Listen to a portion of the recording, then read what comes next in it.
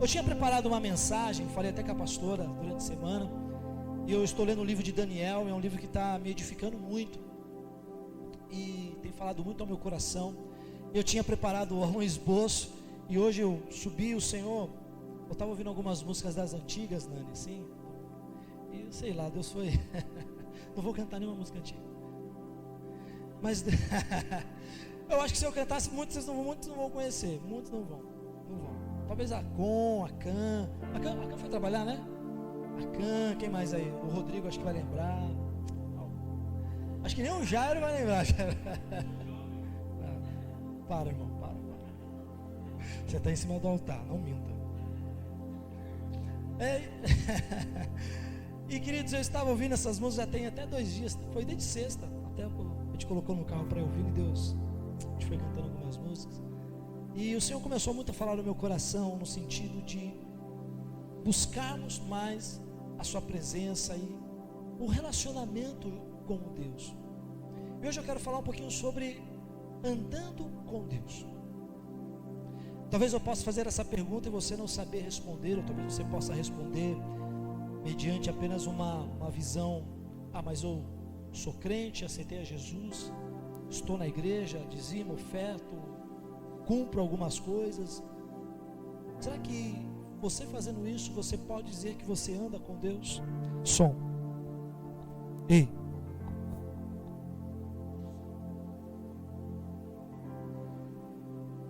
Som. Aí. Esse microfone não anda com Deus, meu irmão. E às vezes a gente pode até falar que, pelo fato de eu estar na igreja, será que significa que eu ando com Deus? Que eu ando com o Senhor, que eu ando lado a lado com Ele, que eu estou vivendo o centro da vontade dEle? Isso muito me perguntei. Eu confesso a vocês, ando sim, mas falta muito para nós verdadeiramente vivemos esse caminhar lado a lado com Deus. E é isso que eu quero compartilhar um pouquinho com vocês desta noite, ser bem breve. Mas abra sua Bíblia lá em Gênesis capítulo 5, verso 22.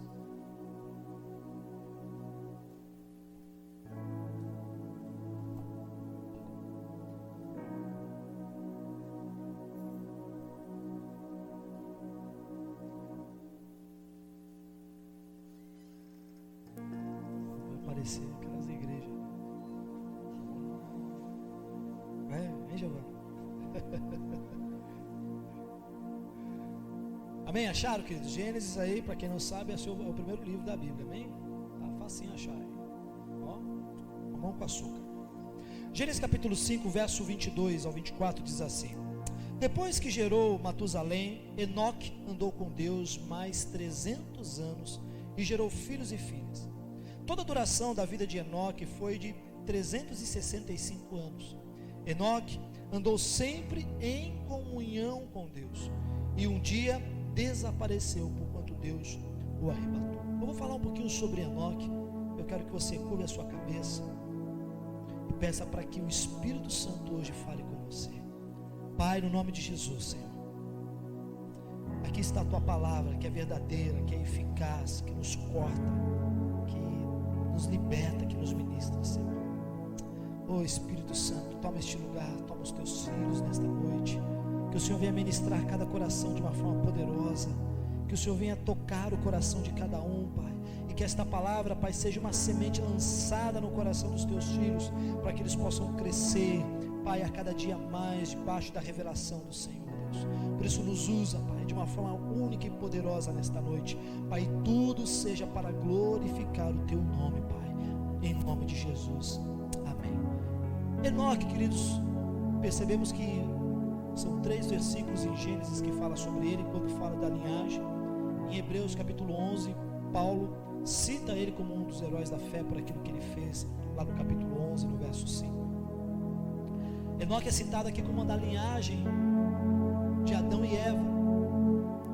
Enoque, ele foi filho de Sete, que foi um filho que Deus deu como consolo para Adão e Eva, após ter Abel ter morrido, ter sido ali assassinado por Caim. E se você for ler esse capítulo 5, você vai ver que fala-se da linhagem tanto Sete, como também da linhagem de Caim.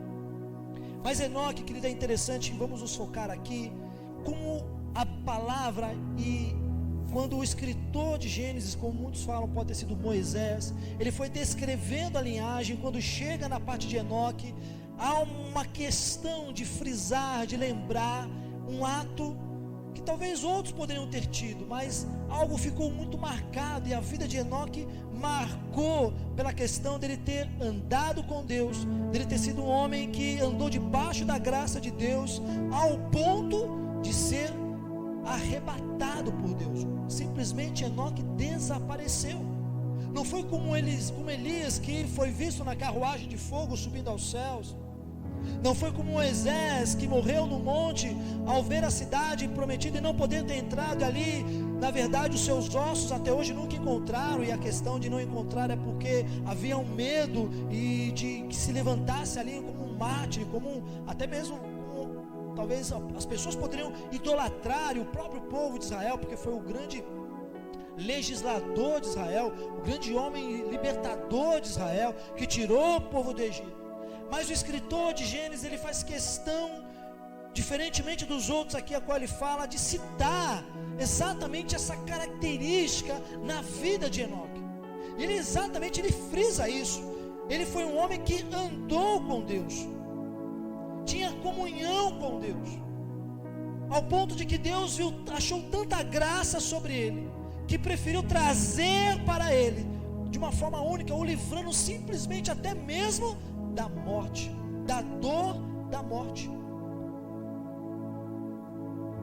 E Enoque foi citado novamente no livro de Hebreus por Paulo, exatamente pelo ato de que foi um homem que andou com Deus, temeu a Deus, foi um homem que viveu segundo a vontade de Deus. Ainda aqui não havia Torá, ainda não havia o povo de Deus, ainda não havia ali a linhagem de Abraão, ali quando Deus chama Abraão para a criação do seu povo, não havia Bíblia, mas era um homem que temia um Deus, havia ali uma divindade a qual ele adorava, a qual ele temia, a qual ele ouvia a sua voz, a qual ele caminhava em princípios, eu creio que morais, porque pensa, meu irmão, naquela época não existia lei. A lei foi criada através de Moisés para o seu povo, e talvez existisse muita questão de que a lei era feita ali momentânea, de que era cada um por si, e vamos embora. Foi por isso que chega Caim e mata Abel, por conta da questão de uma inveja, de um ciúmes.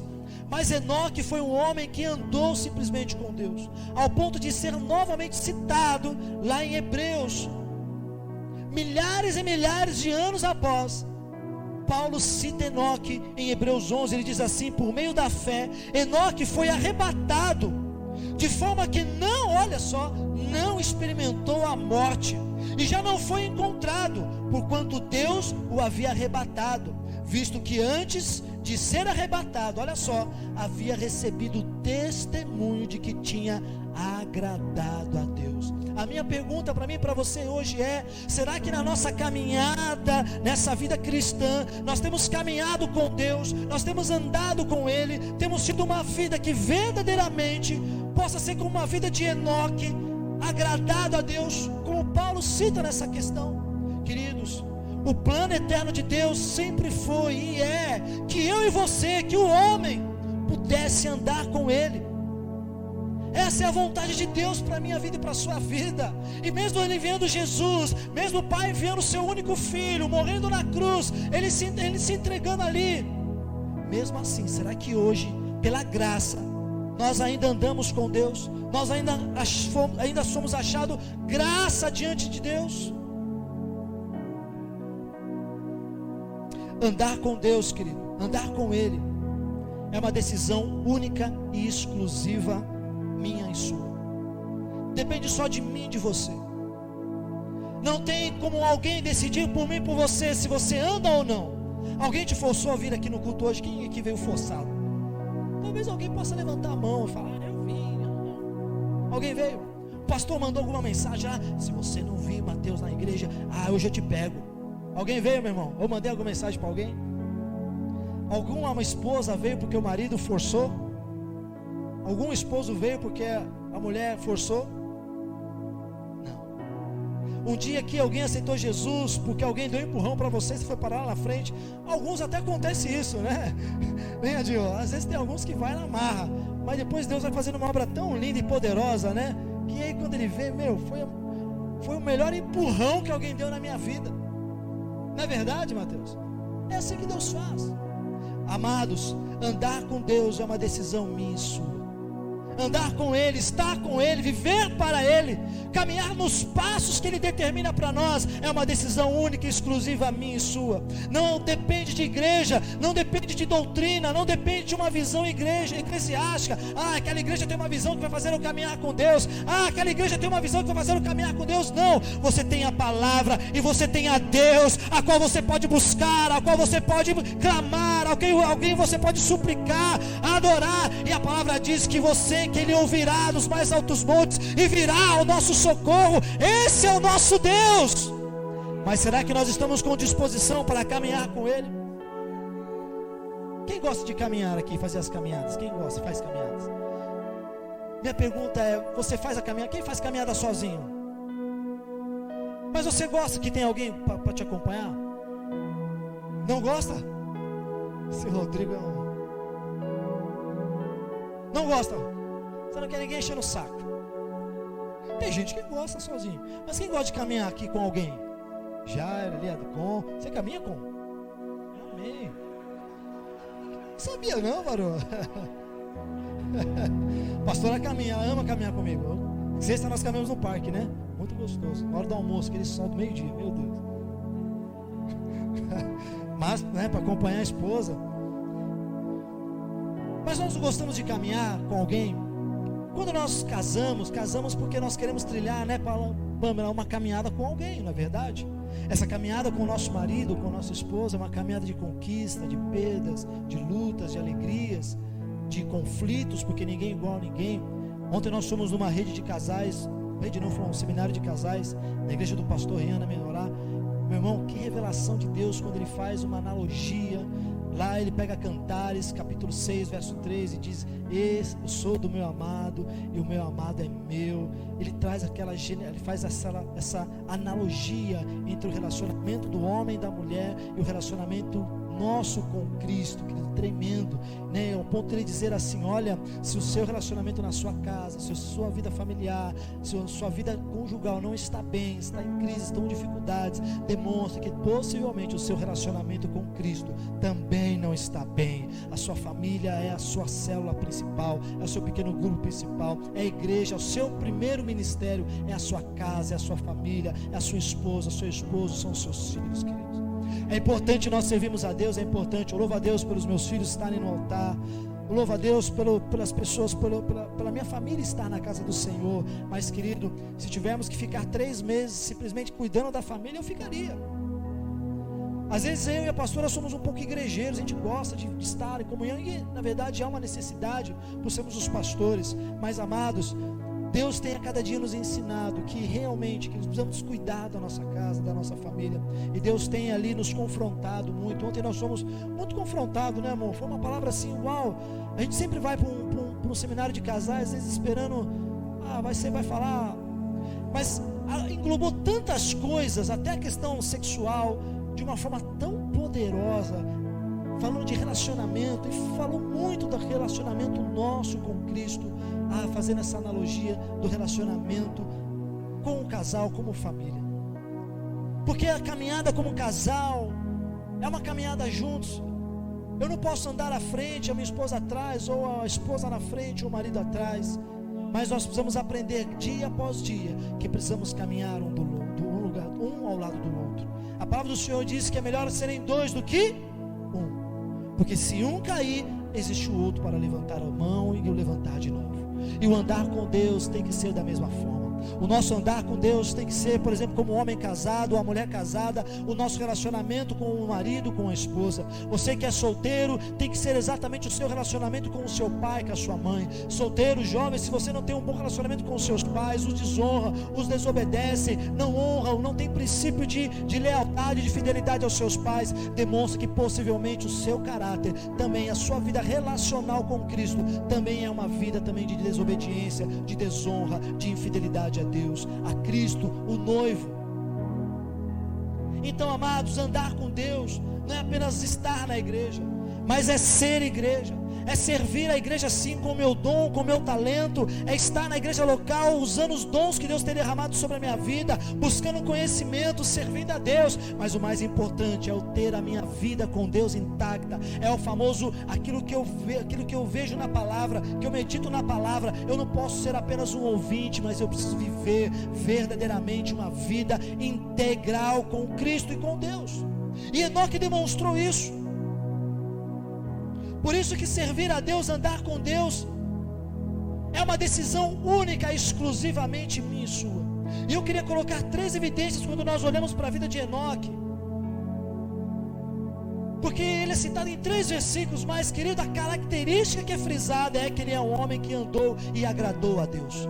Será que Deus olha para mim, para você hoje, e olha e vê, eu estou olhando ali para aquela pessoa, e eu achei graça nos meus olhos para aquela pessoa, porque ele é temente a mim, ele é obediente a mim, ele é fiel a mim, ele anda comigo, ele ouve a minha voz, ele me escuta, ele fala comigo, ele se relaciona comigo, ele medita na minha palavra dia e de noite, ele foge das obras da carne, ele foge daquilo que o mundo oferece, ele vive não uma vida religiosa, mas ele vive uma vida de integração com aquilo que é divino, com a revelação da palavra e da verdade. E queria falar de 3 evidências. A primeira evidência é exatamente o nosso relacionamento com Deus. O que evidencia, meus amados, o meu andar com Deus é primeiro o relacionamento meu com Ele. Eu preciso ter um relacionamento profundo com Deus. Quanto mais eu me aproximo de Deus, mais eu ando com Ele, mais eu vou saber da sua vontade. Em Amós 3, capítulo 3, verso 3 diz: ora, 2 pessoas poderão caminhar lado a lado se não tiverem de acordo. Se eu caminho com Deus, o meu relacionamento com Deus é de intimidade, é de busca, é um bom relacionamento, amados. Eu vou estar sempre de acordo com a vontade de Deus. É exatamente como num casamento. Podem ali um homem e uma mulher, um cônjuge, andarem juntos. Se os dois não têm um acordo, não têm aquela afinidade, olha, o que nós vamos fazer nesse momento? Ah, não, eu não abro mão. Ah, eu tenho razão. Ah, não, você tem razão. Não quero fazer isso não. Vamos entrar no acordo. Vamos ver o que é bom para a família, o que Deus quer em muitas decisões que nós tomamos, amados. Vamos ser bem sinceros, vamos ser honestos aqui. Vamos falar a verdade. Papo de crente agora. Você está na igreja, você não pode mentir. Em todas as... E nem fora, é verdade, irmão. Nem fora, meu irmão. Mas vamos falar a verdade, queridos. Vou até pegar a canequinha igual do Jô.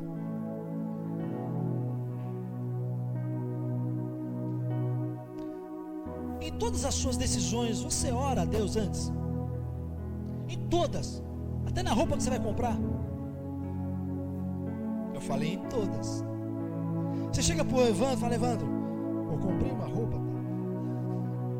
Já chega com a sacola, né? Ei, mulher é mulher. Hã? Mas, meus amados, vamos ser bem sinceros. Em todas as decisões você ora a Deus, busca a presença de Deus. O que Deus quer falar? É isso que Deus quer para a minha vida? Talvez em algumas situações você ora, talvez outras não. Talvez aquelas mais importantes, né, Alex? Você ore a Deus. Aquelas que você talvez entenda que não é tão importante, você não ore. E você precisa prestar atenção que aquilo que é melhor está sempre nos pequenos detalhes. Você pode se dar bem ou se dar mal. Então, amados, a nossa característica humana é sempre, no fundo, de não consultarmos a parte que cabe a Deus em nossas decisões. Nós sempre tomamos as decisões pautado por aquilo que a gente acha, por aquilo que a gente tem de conhecimento, por aquilo que talvez as pessoas, às vezes as pessoas têm mais peso nas nossas decisões do que até mesmo Deus. Você prefere ir na voz de alguém do que propriamente daquilo que Deus fala ao seu coração, porque na verdade eu quero ouvir aquilo que eu quero, aquilo que vai afagar o meu coração, aquilo que vai concordar com aquilo que eu quero. Eu quero comprar uma casa de R$1 milhão, mas você não tem nem R$100 na sua conta, mas aí você vai fazer aquela consulta com o cara imobiliário, o cara é seu amigo, parceiro, compra, você vai, e lá na frente você quebra a cara. Mas será que se você consultasse a Deus e Deus falando ali no teu espírito, não compra, não faz isso, não toma essa decisão, nós muitas vezes damos mais valor no relacionamento que nós temos com homens do que propriamente no relacionamento que nós temos com Deus em nossas decisões. Então, meu amado, se nós queremos estreitar os relacionamentos com Deus, caminhar de acordo com a vontade dEle, entenda, quanto mais eu me aproximo de Deus, mais eu vou saber o que há no coração dEle, Michele, mais eu vou saber o que Ele quer, o que Ele tem de propósito para a minha vida, os sonhos dEle, a vontade dEle para a minha vida, e assim, meu irmão, eu vou caminhando, como Paulo diz, de glória em glória, de vitória em vitória, porque eu não caminho sozinho, eu caminho com Ele, lado a lado com Ele, Ele é meu melhor amigo, Ele é meu consultor, Ele é aquele que me consola, Ele é o meu tudo, e por isso o único caminho que eu vou andar é o caminho andando juntamente com Ele ao meu lado. E eu preciso aprender isso no nosso relacionamento. Quanto mais eu me relaciono com Deus, mais eu vou saber o que está no coração dEle, e eu preciso me relacionar através da oração. Em Filipenses 4:6 diz assim: não andeis ansiosos por motivo algum, que é uma coisa muito comum nos dias de hoje. Pelo contrário, sejam todas as vossas solicitações declaradas aonde? Na presença de Deus, por meio do quê? De oração, súplicas com ações de graça. Meu irmão, você quer ter vitória? Você quer caminhar no propósito da sua vida? Só há um lugar: orar, clamar a Deus, interceder, suplicar a Ele. Aquilo que você quer, não coloque diante do homem, coloque diante dEle. Aquilo que o seu coração sente de dor, de sofrimento, não coloque diante do homem, no Facebook, no Instagram, colocando todo o seu veneno, a sua dor, põe diante dEle, põe no Senhor. Quem caminha com o Senhor, meu amado irmão, Ele vai tratando, Ele vai curando, Ele vai te sarando, Ele vai te restaurando, e a sua caminhada é menos arduosa, a sua caminhada é menos difícil, a sua caminhada vai ser vigorosa, e ainda que você passe pelo vale da sombra e da morte, você nunca temerá, porque você sabe que existe um Deus que está ao seu lado, que é contigo, que caminha com você. Mas Ele sabe que Ele pode caminhar com você, mas muitas vezes eu e você não sabemos ou não queremos que Ele caminhe conosco. Por isso, meu amado irmão, eu preciso intensificar a minha oração, eu preciso intensificar as minhas súplicas. Toda sexta-feira aqui tem oração, nós estamos aqui orando, suplicando, clamando, buscando a presença de Deus, clamando pela nação, clamando pela cidade, pelo estado, pelas famílias, por você. Meu irmão, isso não é de Deus. Clamando por você. Não fique num sentido assim: alguém ora por mim. Não, seja você o agente de oração e orar por alguém, porque você caminha com Ele. A oração estreita o nosso relacionamento. Queridos, nós precisamos orar, nós precisamos criar o nosso devocional, nós vamos criar o hábito, queridos, de ir para a palavra de Deus, de logo seja de manhã, no almoço, à tarde, à noite, tirar o meu tempo para ouvir a voz dEle, para falar com Ele, para adorar a Ele. O crente precisa tirar os maus hábitos da sua vida. Quem anda com Deus não pode ter mau hábito. Você gostaria de caminhar com alguém, ei meu amor, que ficasse lá assim? Eu não fico reclamando, né, por caminhar, né? Ei Jairo, já pensou você caminhando lá e alguém: estou cansado. Jairo, vamos parar um pouquinho. Ei Rodrigo, meu Deus do céu, só você consegue. É chato ou não é? Você nem anda mais, né, David? É chato ter alguém que só fica reclamando da vida, que tem maus hábitos. Então, queridos, se nós queremos estreitar o nosso relacionamento com Deus, eu preciso orar. Eu preciso ter um hábito de ter um devocional com o Senhor, de ir para a sua palavra, de ler a palavra. A palavra é a nossa bússola, é o nosso guia. Deus, Ele não fala só através dos louvores. Deus não fala só através de profetas. A gente fica esperando que algum profeta fale conosco. A gente fica esperando que venha alguém, Mateus, e põe a mão na nossa cabeça e fala: eis que te digo, xirialabás, suriandalabás. Mas Deus pode usar a sua própria palavra. Meu irmão, quantas vezes eu não fui para a palavra e o Senhor falou conosco? Quantos aqui já foram, precisavam que ouvir a Deus, ler a palavra, e a Bíblia assim, marcou seu coração? Quantos aqui? Poucos, meu irmão do céu. Deus nunca falou com você através da palavra. Precisa ligar o alerta. Mau hábito. O jejum é importante para estreitar o nosso relacionamento com Deus. A leitura da Bíblia é importante para estreitar o nosso relacionamento com Deus.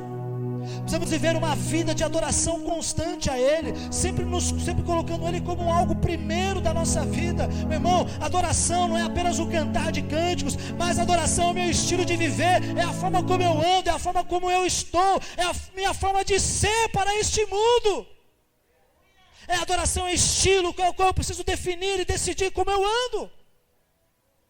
A adoração não é quando eu levanto as mãos ou canto um cântico bonito, não. Quando eu me emociono com a música, não. A adoração é por onde eu estiver, onde eu colocar a planta dos meus pés. A adoração é aquilo que agrada a Deus. A adoração, ela levanta o altar para Ele, glorificando o nome dEle, porque a minha vida precisa ser uma vida que glorifique a Deus. O meu vestir precisa ser uma vida que glorifique a Deus. O meu andar, os lugares que eu vou, aquilo que eu falo, aquilo que eu escuto, aquilo que eu penso, tudo tem que ser para glorificar a Ele.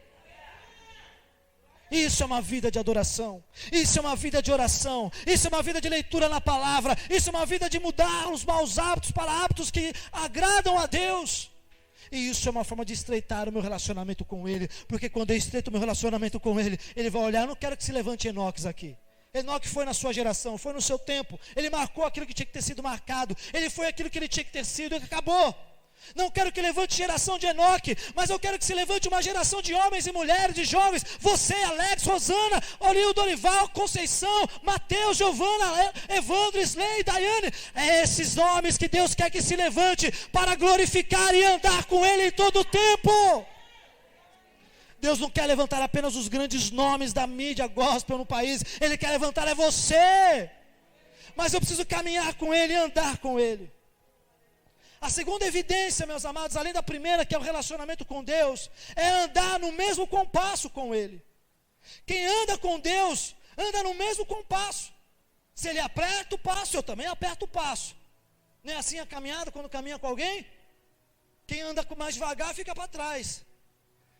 E tem mais aqueles apressados que caminham.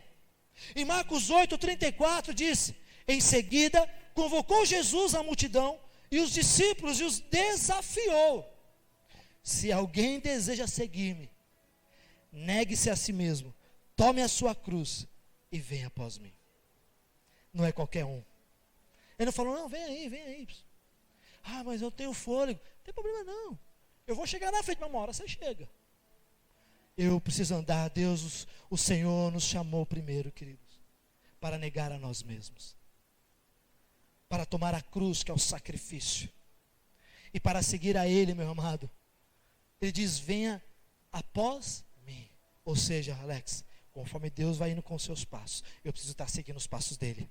Eu preciso estar ali: Senhor, o que o Senhor quer? Eu preciso estar atento nos passos de Jesus, de Deus. Eu preciso estar atento aonde Ele quer me levar, o que Ele quer fazer. Se Ele vai virar à direita, se Ele vai virar à esquerda, se Ele vai diminuir, se Ele vai apertar os passos. Eu preciso andar nos compassos que Deus está andando na minha vida. Eu preciso me mover conforme o Espírito Santo nos leva, nos movemos, amados. A igreja, ela vai se movendo. Você precisa estar atento ao mover que a igreja está vivendo. Você precisa estar atento no mover que Deus quer derramar e está derramando sobre nós nesses últimos tempos. Você precisa estar atento no mover que Ele tem para a sua vida individualmente, como homem, como mulher, como jovem, a qual Deus chamou, escolheu para um propósito grandioso nesta terra. Quem anda com Deus anda no seu compasso, não anda lá atrás, não se apressa. E Deus fala: onde esse menino vai? Ele vai se perder. Sabe aquelas viagens que a gente vai de carreata, seguindo 5, 6? É legal, né? Não é muito. Não, Kelly. Eu não corro muito também, eu não sou muito de correr. Aí tem aquele irmão que corre, né, Persa? Ele já está lá longe. E normalmente o mais apressadinho é o que se perde. Cadê fulano? Me perdi aqui, estou não sei aonde. Por quê? Se apressou. Mas o atrasado, o cara que não anda, que não vai, não anda conforme a velocidade ali dos outros carros, ele também dá trabalho. Por quê? Você tem que parar, esperar o cidadão vir, às vezes o cara demora. Hein? Quem já passou por isso, né? Os homens aí que dirigem, as mulheres, né? É muito ruim. Vamos parar o carro, aí liga no telefone, né? É gostoso quando vai os irmãos, vai para outra igreja, vai para algum evento. Aí aquela carreata de 10, 20 carros, meu irmão. À noite ainda, você não enxerga nada. Você não sabe se é o carro do fulano, se é o carro do ciclano. Porque sempre vai ter um que vai apressar, vai ter outro que vai atrasar. E dificilmente conseguimos andar no mesmo ritmo, com o mesmo propósito. Mas andar com Deus, a primeira evidência é ter uma vida de relacionamento com Ele. E a segunda evidência é andar segundo o seu compasso. Meu irmão, se você está atrasado no seu passo com Deus, ore, busque, acelere. O Dória não está candidato. O segundo passo, meu irmão, e a terceira evidência, perdão, é andar na mesma direção. Quem anda com Deus não pega caminhos diferentes. Quem anda com Deus não pega atalhos. Quem anda com Deus não vai querer furar fila. Quem anda com Deus não vai buscar ali caminhos mais curtos. Quem anda com Deus vai seguir na mesma direção. Mateus 10:38 diz: e aquele que não toma a sua cruz e não me segue, ou seja, não vou para a mesma direção de Jesus. Meu irmão, Jesus foi para a cruz. E para a cruz também foram os nossos pecados. Para a cruz também foram as nossas enfermidades. E para a cruz tem que ir todos os dias o meu eu e as minhas vontades. Oh, a cruz é o nosso lugar de todos os dias na nossa oração. Na cruz eu renuncio às minhas vontades. Na cruz eu confesso os meus pecados. Diante da cruz eu me prostro e exalto o Senhor pela salvação que Ele me deu. Ele diz assim: e aquele que não toma a sua cruz e não me segue, também não é digno de mim. Seguir, queridos, não é seguir os seus caminhos. Mas se eu ando com alguém, se eu estou andando com Deus, eu vou andar para a mesma direção que Ele está indo. Mas pastor, às vezes eu ouço a voz de Deus e percebo que a direção que Ele está tomando não é a direção que eu quero, mas aí está. A centralidade do Evangelho é renúncia. É deixar a sua vontade. É você saber que a sua vontade, Isley, não é para ser feita. Não adianta. Percebe que nós insistimos nos mesmos erros. Percebe que nós repetimos as nossas falhas e dificuldades. Percebe? Quem anda com Deus e estreita o seu relacionamento com Ele, anda junto com Ele, passo a passo, e na mesma direção dEle. Senhor, por onde o Senhor está indo? Ah, a porta é estreita. Então tudo bem, eu vou por porta estreita. Ah, o caminho é espinhoso, o caminho é pedregulhoso, o caminho é difícil. Tudo bem, Senhor, eu vou na mesma direção. Sabe por quê, meu irmão? Jesus já está voltando. Nós cantamos aqui: Maranata, hora vem, Senhor Jesus.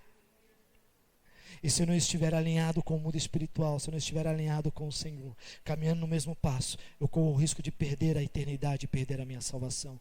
Agora mais do que nunca é tempo de não esfriarmos o nosso relacionamento com Deus. Agora é tempo mais do que nunca de não deixarmos de olhar para Ele, viver para Ele, renunciar às nossas próprias vontades, e irmos para a cruz todos os dias. Senhor, Pai, eu falo isso de uma forma simbólica, amém, querido? Entenda isso, não é para você pregar uma cruz na sua casa e se pregar não, mas é para você se prostrar diante do Senhor, sabendo que a cruz, se o próprio Filho Jesus, Ele renunciou a tudo que Ele tinha como Deus, para se entregar por mim e por você, a cruz é o lugar da minha renúncia. Ele diz: quem quiser seguir-me, tome a minha cruz, tome a sua cruz e me siga. Tome a sua cruz, meu irmão. Está difícil o caminho? Continue. Está complicado, está com muitas lutas, está difícil, está penoso, meu irmão, não tem problema. Continue a caminhada, porque Deus está ao seu lado, mas você precisa entender que você também tem que estar caminhando junto com Ele. É muito bom nós estarmos na presença de Deus. O Salmo 37 diz que devemos entregar o nosso caminho ao Senhor e confiar nele.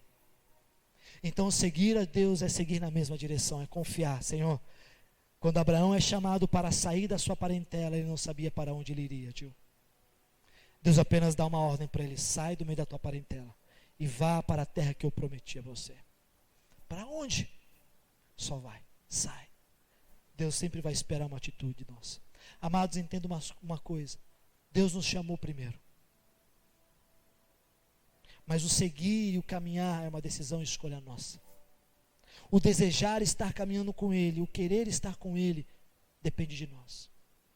Há 2 Enoques na Bíblia, pertencentes à mesma linhagem, a mesmo Adão e Eva. Há o Enoque que vem da linhagem de Caim, você lê no capítulo 5 mesmo, aí um pouquinho mais anteriormente, no verso 3 ou 4. E Caim gerou, um deles era Enoque. Inclusive deu o nome de uma cidade de Enoque. Mas Caim foi o responsável pelo primeiro homicídio sobre a terra. E toda a sua geração pagou por isso. Mas há um Enoque, a qual nós lemos aqui, do capítulo 5, do verso 22, que foi Enoque, que veio de uma linhagem, que gerou e participou, entrou numa linhagem de Jesus.